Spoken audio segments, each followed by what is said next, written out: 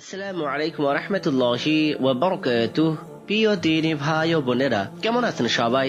জি আলহামদুলিল্লাহ, আশা করি সকলেই ভালো আছেন।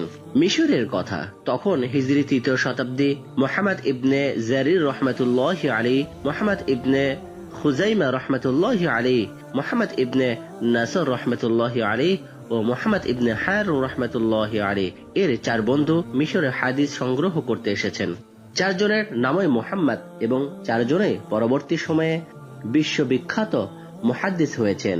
তারা বড় বড় মুহাদ্দিসের নিকট যান এবং তাদের থেকে মহানবী সাল্লাল্লাহু আলাইহি ওয়াসাল্লামের হাদিস সংগ্রহ করেন। দিনরাত তাদের এই এক সাধনা, অন্য কোনো দিকে নজর দেওয়ার ফুরসত তাদের নেই। এভাবে কিছুদিন অতিবাহিত হওয়ার পর তাদের টাকা পয়সা ফুরিয়ে যায়। এরপর অর্ধাহারের এবং এক পর্যায়ে অনাহারে তাদের দিন কাটতে থাকে, কিন্তু জ্ঞান সাধনায় তাদের কোনো বিরাম নেই। এভাবে কয়েকদিন অতিবাহিত হওয়ার পর অবস্থা এমন হলো যে তাদের এখন যান বাঁচানোই দায়। এহেন সংকটময় পরিস্থিতিতে এক রাতে 4 বন্ধু মিলে পরামর্শ করলেন কি করা যায়। সিদ্ধান্ত হলো তাদের অবস্থা মানুষকে জানাতে হবে, কিন্তু কে করবেন এই কাজ? এ যে বড় কঠিন কাজ, রুচিতে বাঁধে। অবশেষে লটারি হলো। লটারিতে নাম এলো মুহাম্মদ ইবনে খুজাইমা রহমাতুল্লাহি আলাইহি। তিনি তখন কি করলেন জানেন?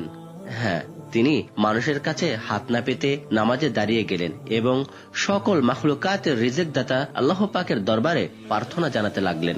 পরের রাত খটখট খট দরজার করাঘাতের শব্দ। কি ব্যাপার? তারা দরজা খুলে দেখেন বাটি হাতে এক লোক দাঁড়ানো। লোকটি জিজ্ঞেস করলো, আপনাদের মধ্যে মুহাম্মদ ইবনে নাসরকে?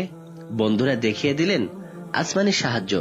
লোকটি তখন একটি থলে বের করে তাকে দিল। তাতে 50টি স্বর্ণমুদ্রা ছিল।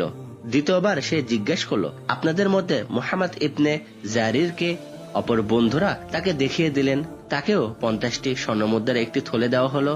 তৃতীয়বার সে জিজ্ঞেস করলো, মুহাম্মদ ইবনে হারুনকে? দেখিয়ে দেওয়া হলে তাকেও 50টি স্বর্ণমুদ্রার একটি থলে দেওয়া হলো। চতুর্থবার সে জিজ্ঞেস করলো, মুহাম্মদ ইবনে খুজাইমাকে? বলা হলো, যিনি নামাজ পড়েছেন তিনিই হলেন মুহাম্মদ ইবনে খুজাইমা। লোকটি তাকেও 50টি স্বর্ণমুদ্রার একটি থলে উপহার দিলেন। এরপর সে বলল, আমি মিশরের আমিরের পক্ষ থেকে এসেছি। তিনি গভীর রাতে স্বপ্ন দেখেছেন যে আপনারা ক্ষুধার্ত অবস্থায় আছেন, তাই তিনি আপনাদের জন্য এই উপহার পাঠিয়েছেন। এই অর্থ আপনাদের প্রয়োজনে ব্যয় করুন এবং তিনি অত্যন্ত তাগিদের সাথে অনুরোধ করেছেন এই অর্থ শেষ হলে আপনারা অবশ্যই তাকে জানাবেন। এই কথা বলে লোকটি চলে গেল। সম্মানিত হাজিরিন, দেখলেন তো যারা আল্লাহর কাজ করে এবং কেবল আল্লাহর কাছেই চায়, আল্লাহ পাক কিভাবে তাদের সাহায্য করেন। আসল কথা হলো যে আল্লাহর হয়ে যায়, আল্লাহ তার হয়ে যায়। আল্লাহ পাক আমাদের সবাইকে তার মনোনীত বান্দা হওয়ার তৌফিক দান করুন। আমিন। ওয়া আখিরু দাওয়ানা আলহামদুলিল্লাহি রাব্বিল আলামিন। আসসালামু আলাইকুম ওয়া রাহমাতুল্লাহি ওয়া বারাকাতুহু।